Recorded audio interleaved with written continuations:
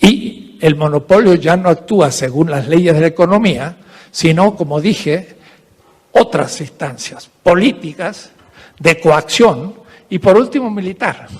Entonces, en América Latina, piensen ustedes, fue conquistada, la conquista, fue el comienzo de la modernidad. La conquista fue la modernización de América. El modo no fue de competencia, fue de dominio del otro y extracción pura de la riqueza, monopólica. Se nos llevaron la plata y el oro, no dijeron, a ver, la vamos a comprar, ¿a cuánto me lo va a vender, señor azteca, o maya, o chipcha, o inca? No, se la llevaron. ¿Y se lo llevaron por qué? Porque tenían derecho. ¿Y quién demostró que tenía derecho? El primer gran filósofo moderno. No es Descartes, es Ginés de Sepúlveda. Dije, los españoles tenemos derecho a hacer conquista, porque le predicamos el Evangelio y le salvamos el alma. Por eso que vino un papa para allá por Perú, y entonces la gente, un indígena, le dijo, reverendo señor, le devuelvo el Evangelio, deme a mí el oro y la plata que nos robaron. Claro, porque dijeron, le damos un bien supremo, la salvación, y le sacamos un bien rastrero, pequeño, sin valor, el oro y la plata. Pues ¿por qué no hacemos a la inversa? Pero entonces Marx dice, en ese caso, es el título el que establece que el otro no es un miembro de la competencia. Por ejemplo, cuando yo hago trabajar a un esclavo, no es que le robe el trabajo, sino que primero le pongo el título de esclavo. Y al poner el título de esclavo, le quito la subjetividad posesora de su trabajo y de todo lo que hace. Una vez que lo desposeo de su subjetividad, entonces ya todo lo que hace es mío y lo tengo por derecho. Pero para eso tengo que fundarlo y mostrar la posibilidad filosófica y hasta teológica de la esclavitud. Y eso lo hicieron la modernidad desde el siglo XVI. Entonces, cuando el profesor Karl Otto Appel, maestro de Habermas, me dice, bueno, pero el pensamiento europeo es crítico. Mire, por ejemplo, veíamos que los indios del Caribe eran caníbales. Digo, eran caníbales muy pocos, y además era un acto sagrado.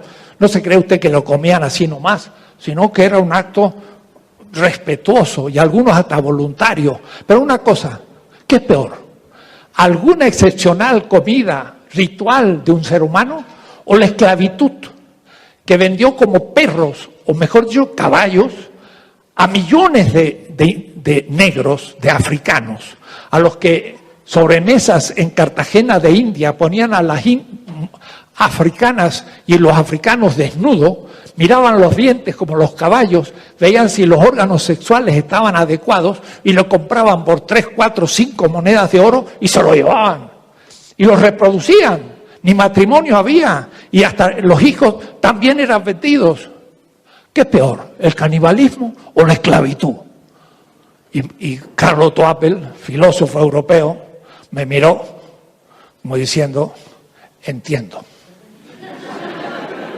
La barbarie europea es mucho peor que los caníbales, porque una vez que yo decido que este ser humano es esclavo, entonces ya no hay robo, sino hay derecho. Y eso es el colonialismo. Se definió que nosotros éramos humanidad de segunda categoría y el monopolio se estableció sin competencia porque no éramos miembros de la competencia, porque no éramos sujetos. El título de colonial es el no ser. Filosofía de la liberación. Ya cumplió 40 años. El ser es, dice Parménides. El ser es. El no ser no es. ¿Quién es el ser? El griego. ¿Quién es el no ser? El bárbaro. Parménides. ¿Quién es el ser? El ciudadano libre de Atenas, Aristóteles. ¿Quién es el no ser? El esclavo. No es anthropos, no es humano. ¿Quién es el ser para Ginés? Europa. ¿Quién es el no ser? Que puede ser, pero si imita a Europa, el indígena. Es decir, las colonias. Es decir, todos nosotros, compañeros. Nosotros somos el no ser. Y cuando llegamos a Estados Unidos, somos un... Yo estuve en Harvard, profesor. Y cuando llené mi ficha, decía ethnicity, anglo,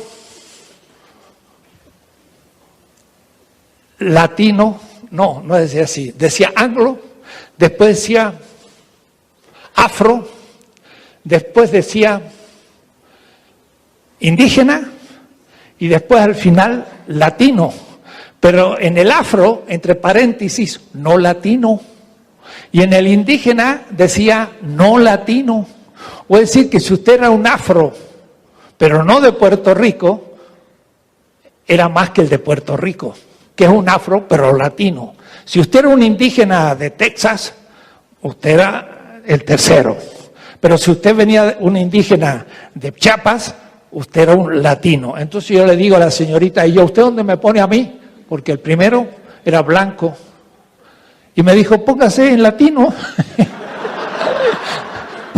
por mi tonada, Spanglish. Y entonces entendí que yo era cuarta categoría. O es decir, no ser. Por más profesor en Harvard que usted sea, es un latino. Es un ser de otro tipo. Entonces no entra en el mercado ni en la competencia, es dominado. Entonces el colonialismo es un monopolio económico, pero de base ideológica y después científica, porque apareció después el racismo con Kant, Hegel y con Darwin y con muchos otros, hasta Hitler, que fue ya la culminación, pero sigue siendo la situación real. Entonces Ramón Grossfogel aquí nos mostró que el racismo es un modo de calificar a alguien como no humano. Pero algunos se enojaron cuando habló ahí en la UNAM porque dijeron, no, pero la clase es más importante que la raza. Atención, en América Latina las clases dominadas están pintadas de color oscuro. Y lo que califica a alguien no es ni siquiera ser obrero o indígena, sino el colorcito de la piel. Y eso es lo que califica socialmente a la gente. Entonces el racismo es un modo de no ser, como lo es el machismo, la mujer, etcétera, etcétera. Entonces, a los que no son, se les pueden ahora fijar precios. Entonces, el precio lo puede fijar cuando hay un monopolio de compradores. En los grandes mercados del café, están en Londres o New York, que en el fondo lo organizan los que van a consumir en gran cantidad café pagándolo caro, que son Europa y Estados Unidos. Entonces, ellos como compradores fijan el precio, pero no un precio medio, sino un precio monopólico, bajito al café. Y entonces lo ponen a menos de 8, lo ponen en un nivel que no se puede producir el café a ese precio. ¿Y por qué lo pueden imponer ese precio? Porque van a comprar el 90% del café. Tienen el monopolio de la compra del café. Pero cuando van a vender computadoras o medios electrónicos muy elevados, tienen el monopolio de la venta y pueden ponerle más precio que el otro. Entonces, en vez de 10, le ponen 12 a todo y tienen ganancia extraordinaria. Entonces, ¿qué va a pasar? Que en verdad la competencia, que es la esencia de la dependencia, ni se cumple. Porque en realidad el monopolio por coacción no económica, sino política y militar, se impone al fin como el precio de la compra y la venta en el mercado mundial y la perdemos de toda. O por la competencia, porque tenemos menos tecnología, o porque nos obligan, o corrompen nuestras élites, nuestros dirigentes, que dirigen, pero corruptos. 10 mexicanos tienen tanta riqueza como 60 millones. Eso es una demostración de un pueblo que ha sido corrompido. ¿Hasta cuándo? Vaya a saber, ojalá hasta el 15 o el 18, pero no va a ser que sea hasta toda la eternidad, si nadie hace nada, y puede ser. Entonces, ese es el tema de que ni siquiera la competencia es la última palabra de la dependencia, sino la última palabra de dependencia va a ser el monopolio, porque casi todas las compras y ventas se hacen por monopolio. Casi la totalidad del intercambio es monopólico. Y entonces esto explicaría la pregunta. Marx quiso saber en su programa de investigación no qué era el capital, sino por qué los obreros que crean el valor son pobres. Yo también tomo eso, pero lo cualifico un tanto y digo, ¿por qué los países pobres, que son hoy los que contribuyen con la mayor fuerza de trabajo en el mundo, porque el 80% o 90% de los trabajadores están en la China, en la India, en África, en Asia, en América Latina? Europa y Estados Unidos son más bien, se dice, economías terciarias. Dice, ya el trabajo ya no es importante. Ah, claro, no ustedes, porque están ahí flotando sobre el trabajo de la humanidad. Entonces la pregunta es, ¿por qué los países que producen la riqueza son pobres? ¿Y por qué se les extrae a su vez la riqueza que tienen? Entonces uno explica lo que pasa en Venezuela, la reserva más grande de petróleo del mundo.